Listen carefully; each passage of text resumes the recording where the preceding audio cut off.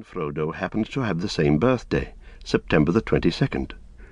"You had better come and live here, Frodo, my lad," said Bilbo one day, "and then we can celebrate our birthday parties comfortably together."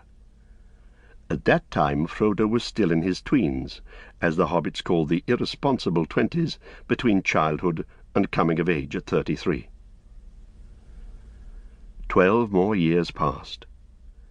Each year the Bagginses had given very lively combined birthday parties at Bag End, but now it was understood that something quite exceptional was being planned for that autumn. Bilbo was going to be 11-1, 111, a rather curious number and a very respectable age for a hobbit. The old Took himself had only reached 130. And Frodo was going to be 33, 3-3, an important number, the date of his coming of age. Tongues began to wag in Hobbiton and Bywater, and rumour of the coming event travelled all over the Shire. The history and character of Mr. Bilbo Baggins became once again the chief topic of conversation, and the older folk suddenly found their reminiscences in welcome demand. No one had a more attentive audience than old Ham Gamgee, commonly known as the Gaffer.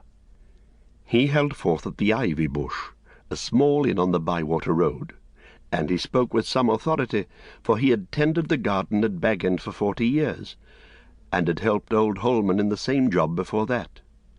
Now that he was himself growing old and stiff in the joints, the job was mainly carried on by his youngest son, Sam Gamgee. Both father and son were on very friendly terms with Bilbo and Frodo. They lived on the hill itself, in number 3 Bagshot Row, just below Bag End.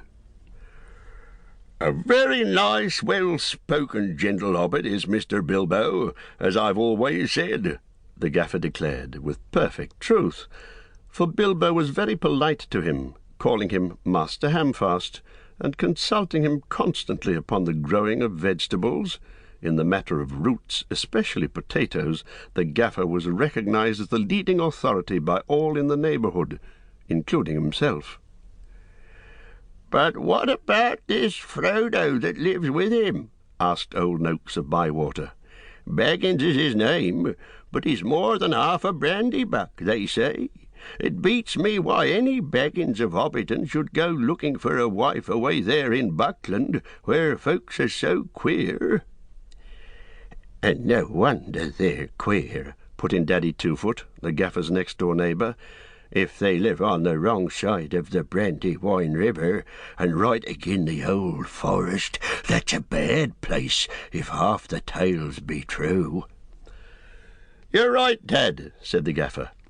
"Not that the brandy-bucks of Buckland live in the forest, but they're a queer breed, seemingly. They fool about with boats on that big river, and that isn't natural. Small wonder that trouble came of it, I say. But be that as it may, Mr. Frodo is as nice a young hobbit as you could wish to meet, very much like Mr. Bilbo, and in more than looks. After all, his father was a Baggins.